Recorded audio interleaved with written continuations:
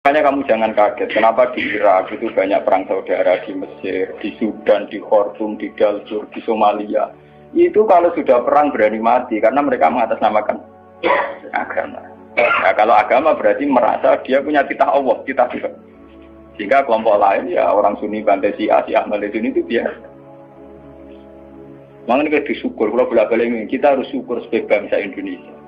Bangsa Indonesia di filosofi berdoluri, soalnya bergemeng-gemeng ngelas yang duri, orang terus ini kita syukur jadi wong Jawa. Cari rasa cocok, ya mau grudal. Misalnya rasa-rasaan kiai beda partai yang mau grudal, bagus sekali.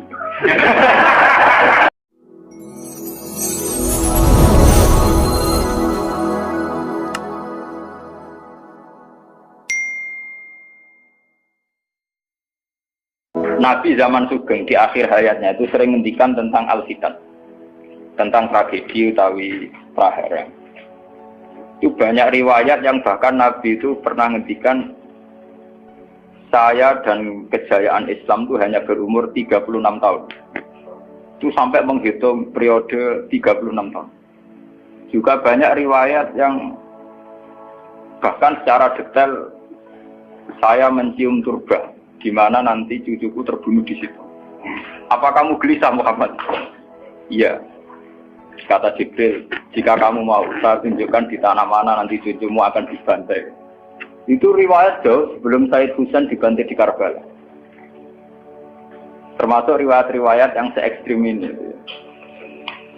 Jadi ini kan terus ngaji kalau ini bahwa nanti pada akhirnya sing mubun rokok itu rawung dolim tok, termasuk kita-kita sing soleh. Jadi sempat masuk swarga.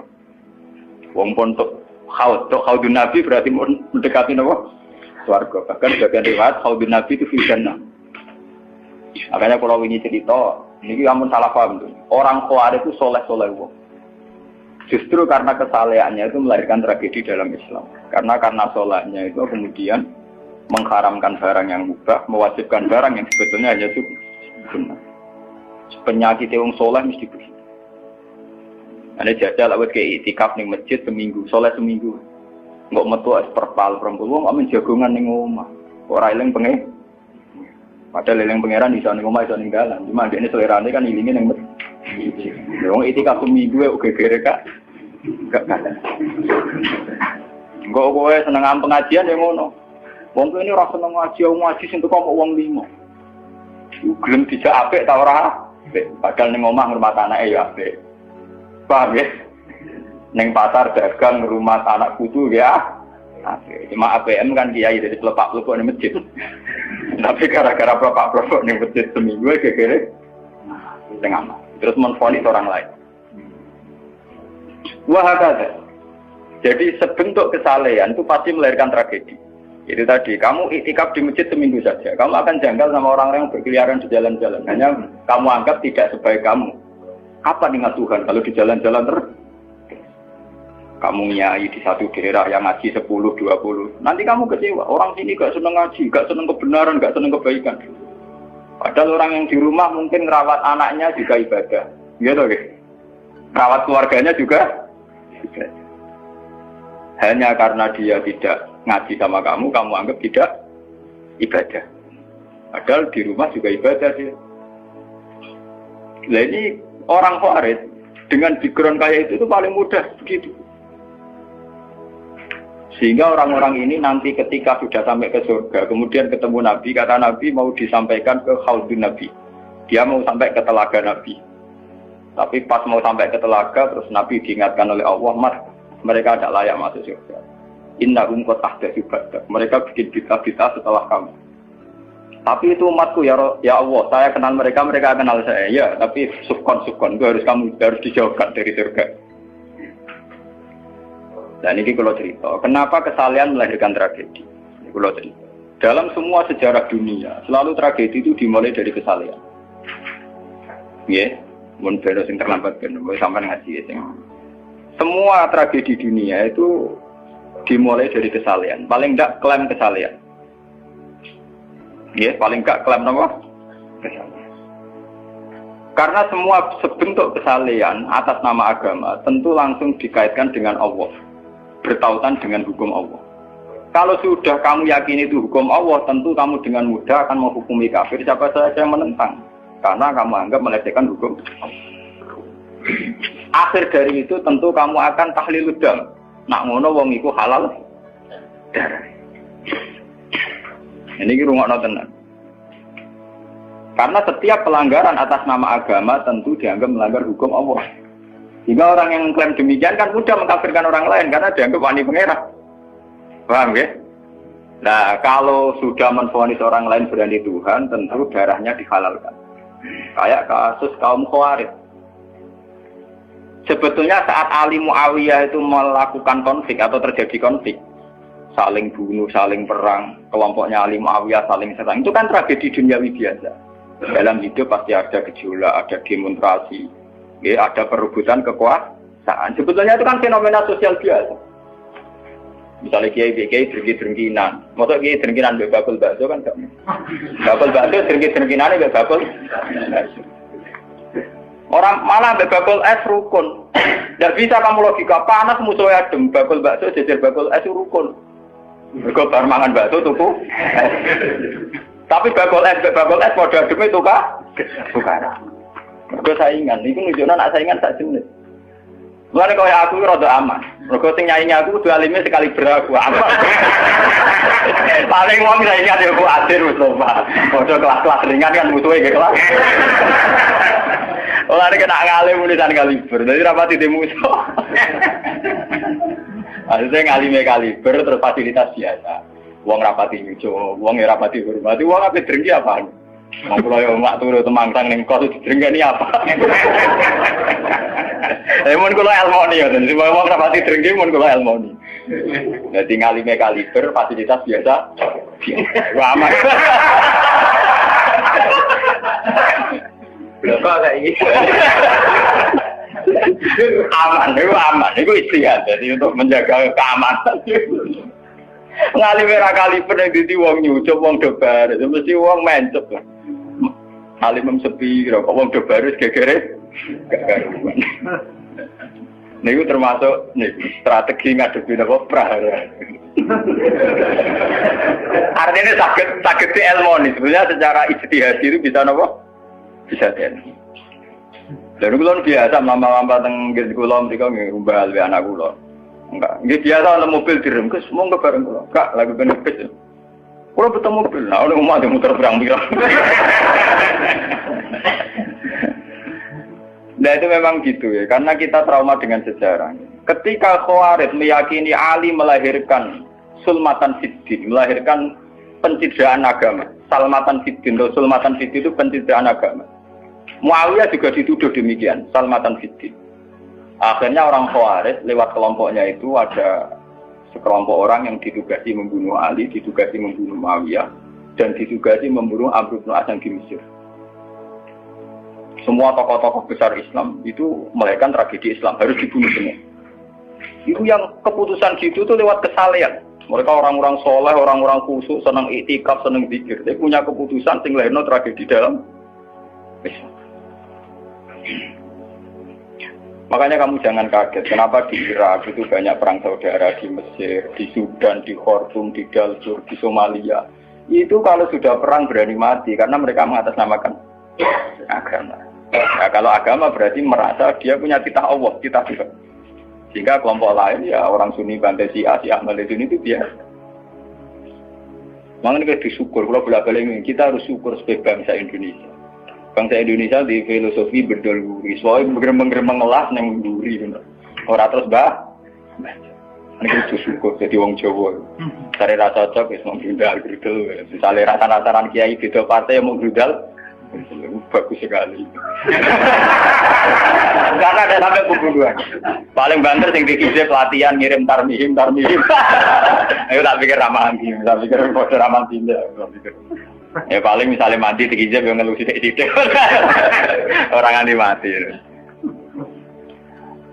Paham? Semenjak itu tragedi itu tidak dimulai dibunuh non-Muslim, tapi dibunuh orang Islam.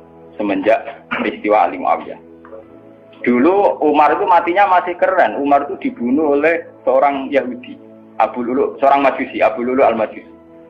Era Utsman banyak riwayat mengatakan yang membunuh itu banyak yang tidak Islam. Tapi era Ali, Muawiyah sampai Said Husain itu yang membunuh orang Islam semua. Bahkan sulahahum, orang-orang yang kategorinya soleh.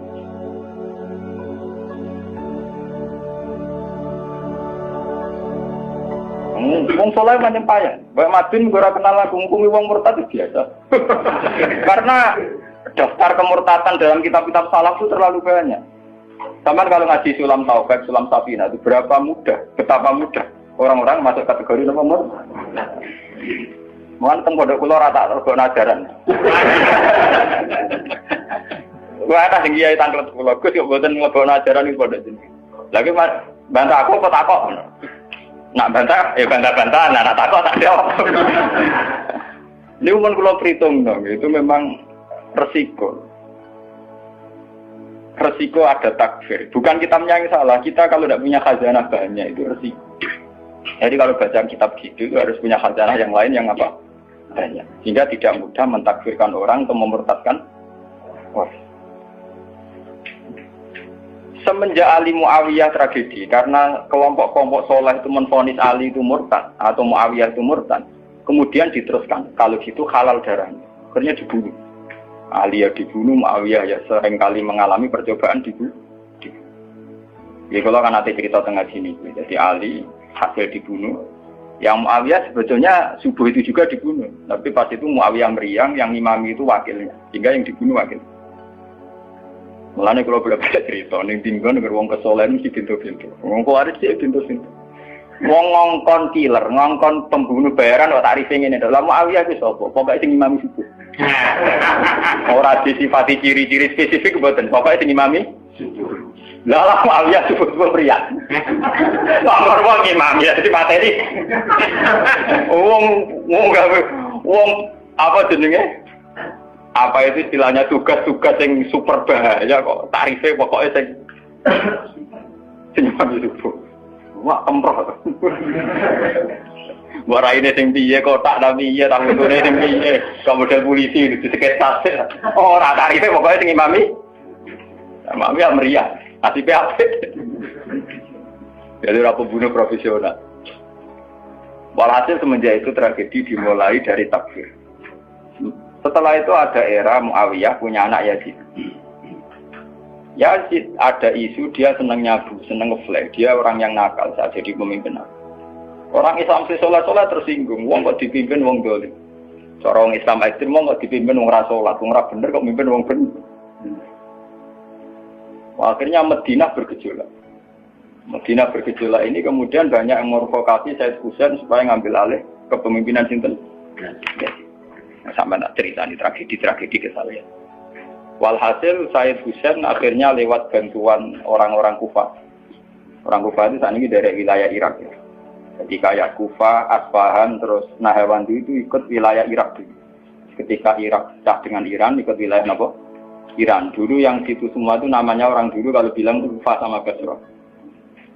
Gitu, makanya kalau di kitab-kitab Nahwu semua kitab salaf kalau bahasakan kawasan itu kalau tidak kawasan Kufah ya napa? Basrah. Sekarang di bahasa internasional lebih dikenal Irak semua. Tapi kalau dulu orang bilang itu Kufah, Basrah, Nahawandi, Asbahan, Khurasan. Itu kan dan sampean. Orang-orang Kufah datang ke Madinah. Ya Husain, karena Yazid itu zalim, kita-kita yang nanti di Kufah siap membeat jenengan jadi khalifah, siap dukung jenengan jadi apa? Khalifah.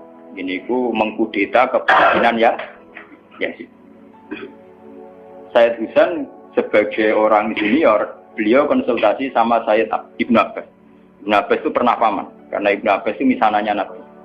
Ya, Ibn Abbas itu kan misananya sinten Nabi. Beliau itu sugeng nanti era Said Husain ya. Ibn Abbas sugeng nanti era Said Husain. Ketika Said Husain konsultasi sama Ibn Abbas, dihentikan ini. Yabna ammi al-Kufah la tafi. Sopo sing ape dukung kowe? Tiang Kufah ya ammi. Wong Kufah atau jujur. Wong Kufah itu bulet gak welet. Al-Kufah la tafi. Wong Kufah nak janji atau nepat.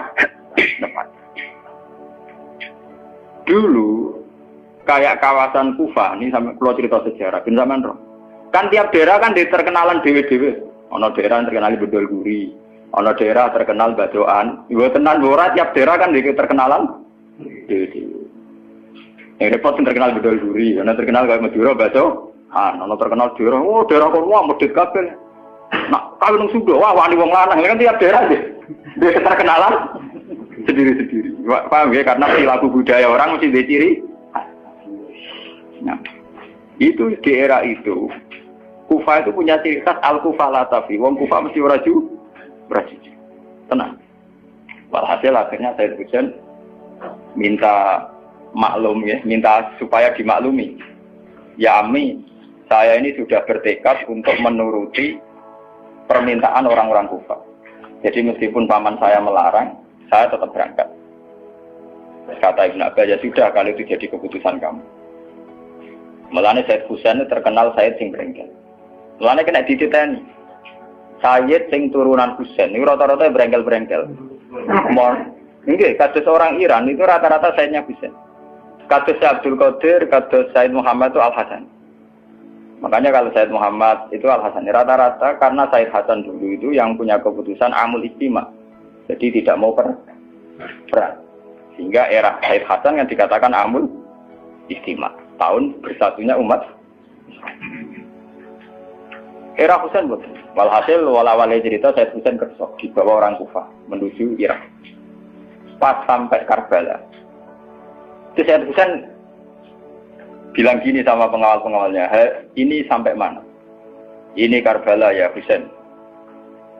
Saya Husain hadihi karobun wabala. Ini karobun, kesusahan wabalaun dan tragedi ujian.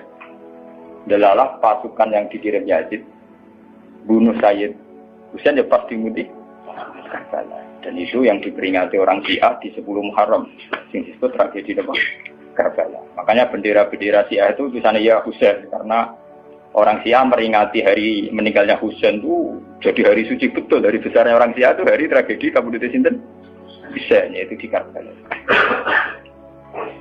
Nah kemudian versi cerita itu bulat. Kalau versi Sunni, karena Sunni model Kiai Indonesia, model versi Husnudzon, itu jari ini pengawalnya Muawiyah itu tidak disuruh bunuh, disuruh konsultasi saja. Cuma mereka overacting bunuh. Sehingga dalam keyakinan Sunni bahwa Yazid itu tidak dosa-dosa amat karena tidak nyuruh nama. Tapi nak cara Syiah, nyatanya mata ini kok dikelah-kelah, mata ini ya mata. Wah semenjak itu lahirlah kelompok Syiah besar-besar. Siapa yang berbau Yazid, berbau Umayyah harus dibunuh. Kemudian dendam ini dijilmakan menjadi kelompok besar di dunia, ini Syiah. Nanti sama. Syiah itu nak muji-muji kaya-kaya agama itu dimulai Husain. Yes. Wes ngono Husain belalah bin Ali. Di Nabi Muhammad, idola sentrale Ali, terus yang dianggap kesatria prajurit napa? Husain. Sehingga agama versi Syiah itu ya tiga itu. Muhammad, Husain, Ali. Karena referensi agama Syiah itu hanya ini. Ali zaman sugengnya Nabi ya terkenal pahlawan perang, terkenal kesatria perang. Husain ya kesatria perang. Jika orang Syiah tidak punya rujukan kecuali sejarah kesatriaan. Ngadepi Musa wani mati, kata Iran saat ini Ahmad Benedek, itu orang Iran perasaannya begitu, ngadepi Musa ya mati, wani mati. Itu perasaannya ahli sunnah, karena ahli sunnah ngidola no sahabat sing kuno ya idola, sing ora jelas ya napa? Idola. Wah, akhirnya sahabat macam-macam. Misalnya Madung ngidolakno sahabat topo sing nak ana perang mirip. Terus Mustafa ngidolakno topo sing ora jelas penting itikaf. Itu kelebihannya Sunni karena ngakui semua sahabat jika perilakunya variasinya banyak. Lho tenan iku boten guyon lho. Karena variasi idolanya napa? Banyak. Jika orang Sunni bentuke beda-beda. Mungkin dak kebet. Mungkin dak ono sing ngene. Oh, pengamat itu ngamati salat ngono paling pusing, kok ono sing standar. Salate Muhammadiyah, PKS, Salafim di standar. Carane wong ngono pusing. Dia ini terkenal alim. Allahu Akbar. Ono sing waswas, Allahu Akbar. Allah.